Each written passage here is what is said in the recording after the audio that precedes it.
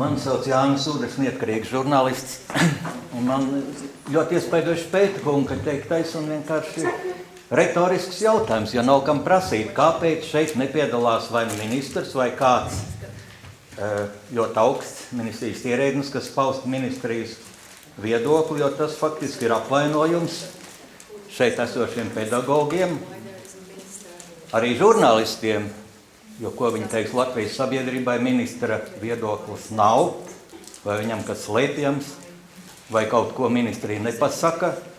Un mans jautājums ministram ļoti vienkārši, kāpēc jūs, ministra kungs, gribat pārspēt savu Grieķijas kolēģi, jo vai jūs nezināt, ka Grieķija ir kauna traips Eiropā, Eiropas Savienībā?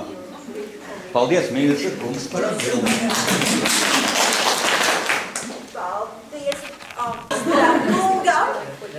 Tika izsūtīts arī aicinājums piedalīties šajā preses konferencē.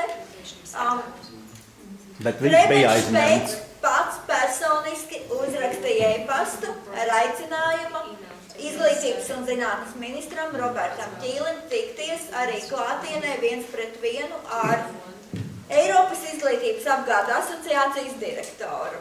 Aplausi ministram.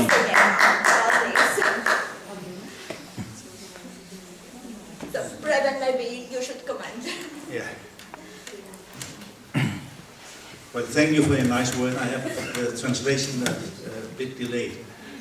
Well, that's correct what Cynthia is saying, that she asked me, of course, because I don't know the guy, she asked me to send an email first to the Minister of Education, Mr. Killis,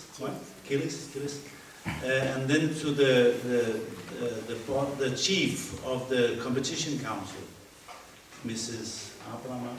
Jā, tātad e-pasta tika ar aicinājumu tikties 1-1 izsūtīt gan Robertam Ķīlim, gan konkurences padomes vadītājai Ābrams kundzei. And she replied in 2 minutes, yes, you're welcome to visit me in my office. Although I made a mistake because I saw she was a man, I didn't know her first name. So I said Mr. But I apologize. Tad konkurences padomes vadītāji atbildēja zibenīgi 2 minūšu laikā. Par spīti faktam, ka Preben Špeic viņu uzrunāja kā kungu pirmajā e-pastā. So we had a very nice atmosphere in the meeting, and I saw her. Jā, tātad šajā rītā Preben Špeic un Maira Tāna tikās 1-1 ar konkurences padomes vadītāju.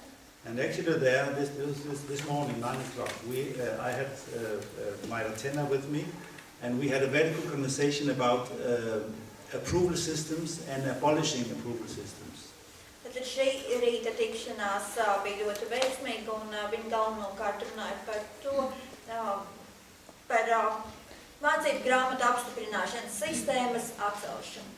And we also talked about competition, the free market competition, which is the case in Estonia, and the problems you are going to have here. I don't know. Tātad saruna temati bija arī par brīvu konkurenci, par brīvu tirgu. So, ja pajautāt, kas maksā par tiem salauztajiem datoriem bērniem, jo viņi izkrīt un tā tālāk Dānijā, vai tie ir vecāki vai valsts?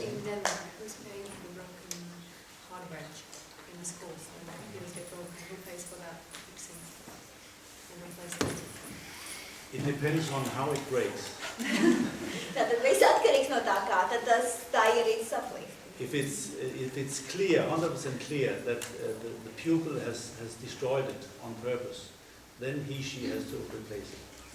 Ja ir 100% pārliecība, ka tā ir skolēna vaina, ka ierīce ir saplīsas, tad arī skolēna vecākiem par to ir jāmaksā. Is that okay? Vēl viens jautājums, cik vai kāds pētīs, cik stundas dienā var lietot datoru, ko bērns, ja viņš mācās no Dānijas.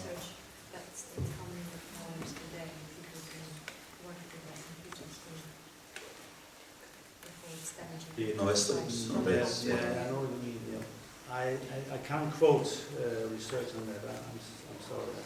There are people who are psychologists are making researches now, but I haven't seen the result yet. But if Tātad Preben Špeic konkrētus skaidrs nevar nosaukt, cik stundas varētu vai nevarētu sēdēt pie datora un šādā veidā mācīties, bet noteikti tādu pētījumu. But it gives me the opportunity to tell you a bit more about digitalization. That is that my impression when I talk to teachers who have been using excessively computers in learning. I have done that myself when I was a teacher. Tātad Bremešs pēc pats ir bijis skolotājs, un viņa iespējas no sarunām ar skolotājiem, kuri ļoti daudz lieto tehnoloģijas mācību procesā, ir šāds. I have found out, and also by interviews with teachers, that the level of focusing and concentrating is decreasing. And in the learners, they simply cannot focus more than 5 minutes maximum on any topic. Tad skolēni nespēja koncentrēties uz veicamo darbu vairāk kā 5 minūtes. Tas ir galvenais iespējas, kas ir radies Brebenam. And you might say, why is that? I am discussing with psychologists about that, and they think it's not their fault. I'm not criticizing the learners, of course, but maybe it has to do with the way they have grown up. Maybe it has to do with the fact that if you are watching television, you get tired after 2 minutes, 3 minutes of that movie or whatever you're seeing, and then you click and you go to a new channel. This is how they learn as kids. They can always find a new channel if they get bored. Tātad viens no iemesliem varētu būt tas, ka ir ļoti vienkārši, skolēni jau aug ar tehnoloģijām no mazotnes, un ir ļoti vienkārši pārslēgties no vienā kanāla uz otru TV skatīšanās laikā, un tas pats notiek arī mācību procesā pārslēgšana. And I'm serious, I'm really worried. If this ability of concentrating on things, focusing on things for a longer time, if that disappears, then we got an interesting society coming up. Tad, ja zūd šī koncentrēšanās spēja, tad mēs tiešām drīz redzēsim tādu interesantu sabiedrību. Man ir jautājums par Dānijas pieredzi sakarā ar IT speciālistiem, cik daudz tie ir nepieciešami, ja ir tik daudz datori? Skolās? The question is about the IT specialists in Denmark. How many IT specialists you need? Yeah, well, there is a problem, of course. Normally there will be 3 or 4 in a school who take care of the hardware. Is that the question? Jā, yes. Tātad parasti skolā ir 3-4 darbinieki, kas rūpējas tikai par ierīcēm Jautājums par to, ka tā kā prezidents Spātam nebija iespēja tikties ar izglītības ministru, tad kur viņš būtu viņam jautājis un gribējis noskaidros?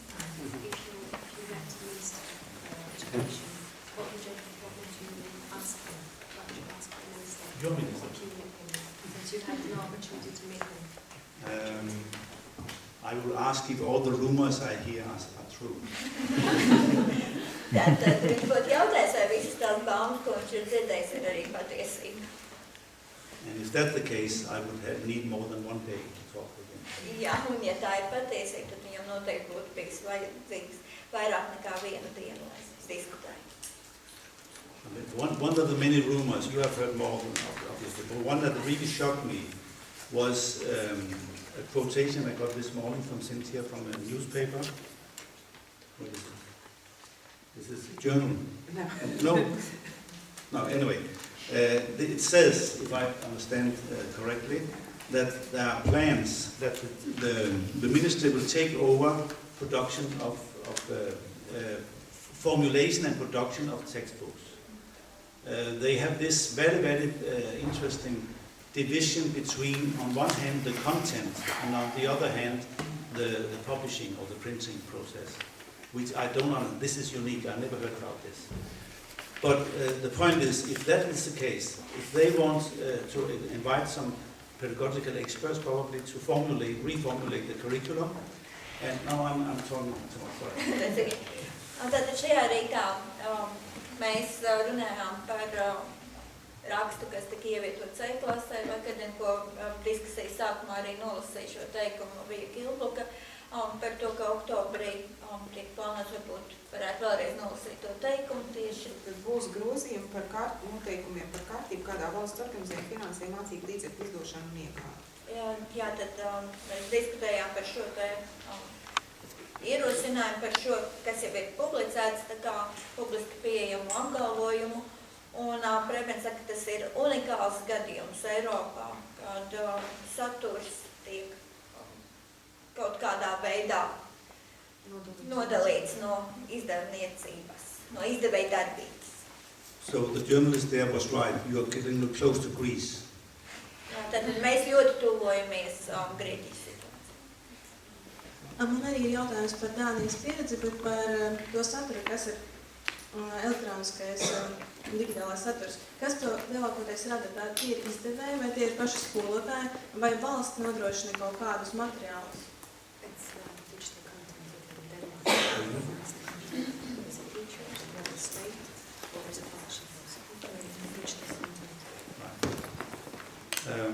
The publishing houses.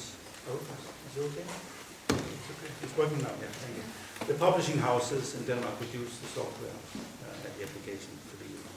The state did it. Well, in the beginning of the 90s, I was working myself in an institution which had the aim to produce software for primary and secondary schools in Denmark. But that's closed down after 4 years because we found out that publishing houses had more expertise on this. So, and since then, they have been producing it. Tātad viennozīmīgi tās ir izdevniecības, kas rada digitālo saturu Dānijā. 90. gadu sākumā pats Prebens pēc arī strādāja iestādē, kas izstrādāja programmatūru pamatskolām un vidusskolām, bet šis projekts ilga 4 gadus, jo tika saprast, ka izdevniecībām ir daudz lielāka pieredze šāda veida materiālu veidošanā, radīšanā. However, there is another model, as a comment to your question, from Norway. Norvēģijā ir savādāks modelis. In Norway, the counties own the gymnasia. The counties? Jā, tātad Norvēģijā tā kā novadiem, apgabaliem, reģioniem. And they have set up an institution like we had in Denmark in the 90s, now producing digital materials for upper secondary. And the publishing houses are furious because they are losing market.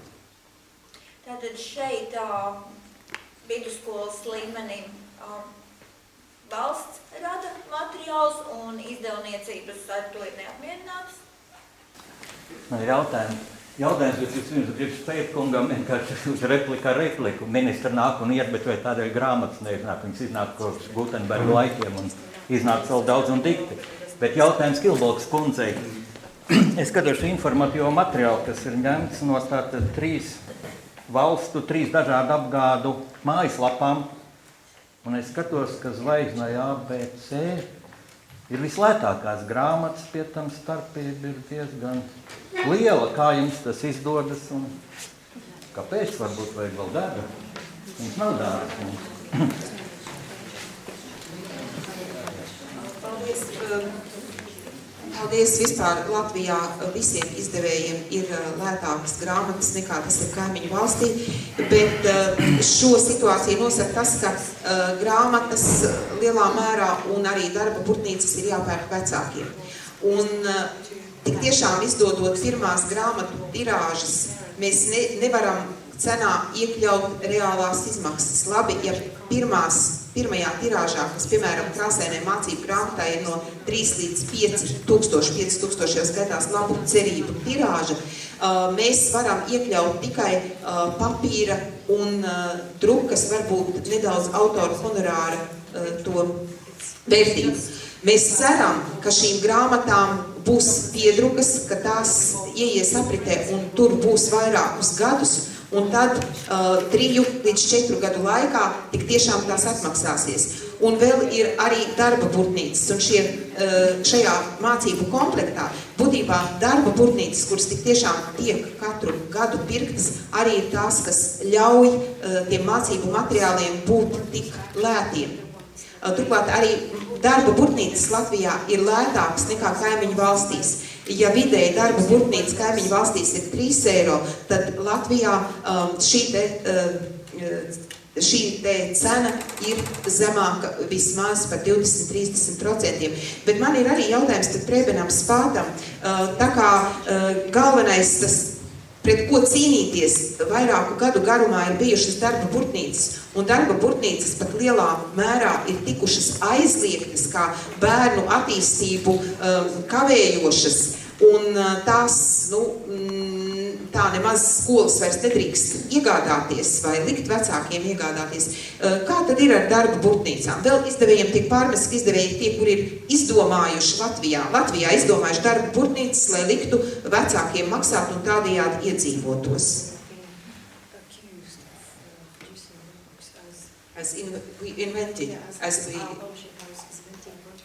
Kāda ir tā Eiropas pieredze par darba burtnīcām? Kad tās sākās un kas tās ir izgudrojis? I have in my mind now one country that is similar to your country in terms of workbooks. That would be Slovenia. They also have... Yeah, sorry. Slovenijā ir līdzīga pieredze kā Latvijā darba burtnīca. Yeah, their minister had a special relationship to workbooks, and he said that the parents should pay them. No reason, but maybe he has been talking to you, I don't know. But anyway, that's the only case that springs to my mind now. Normally, in far the most countries, workbooks are sold together with the textbooks, of course, from the publisher, and bought by the schools and given to the pupils. No problem, that's normal. Are they useful? They are... Of course they're useful, because normally we talk of workbooks in the first 2 or 3 school years. That's it, normally. Tātad līdzīga situācija ir Slovenijā, un vai darba burtnīcas vispār ir liederīgas, un, protams, ka tās ir liederīgas, īpaši sākuma skolā, mējās klasīt. And from a pedagogical point of view, the workbooks teach the learners to organize their knowledge and their abilities to write. When they have this, instead of just blank paper like I have here, you cannot organize anything on that when in first grade 1 or 2. You haven't learned yet how to do this. That's why the workbook is a supplement and teaches the child to organize his or her abilities and knowledge. That's why workbooks are necessary. Darba burtnīcas ir neapšaubām nepieciešams īpaši 1. un 2. klasē, kad skolēns vispār sāk mācīties organizēt savu mācību darbu un mācību vietu. Es droši varētu pajautāt, mums tur iesūtīt ļoti daudz jautājumu, bet es varētu pajautāt vismaz kādas dažas, kas ir, domāju, tādi visaktuālākie. Ko un kā citās Eiropas valstīs saprot ar terminu bezmaksas izglītība? Tas mums tagad tāds populārākais termins. Un vai ir valstis, kurās pilnīgi visu skolai nepieciešamo iegādājas par valsts līdzekļiem, proti varbūt arī sporta apģērbu, pilspalvas, penāļus, tāds.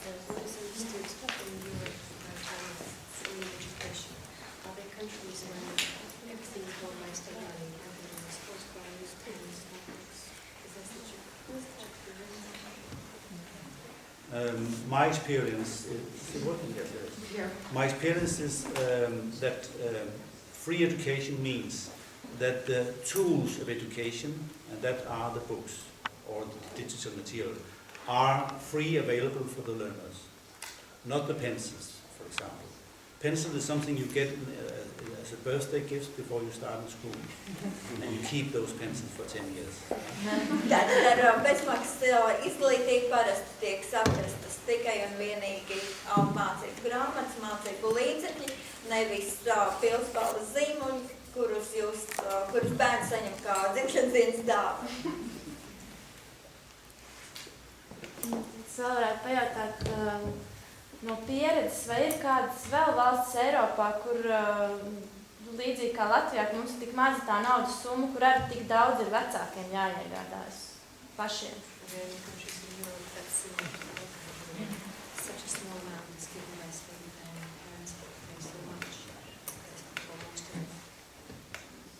No. Nē, neapšaubām. Viņa varbūt kopsavilkumi tad.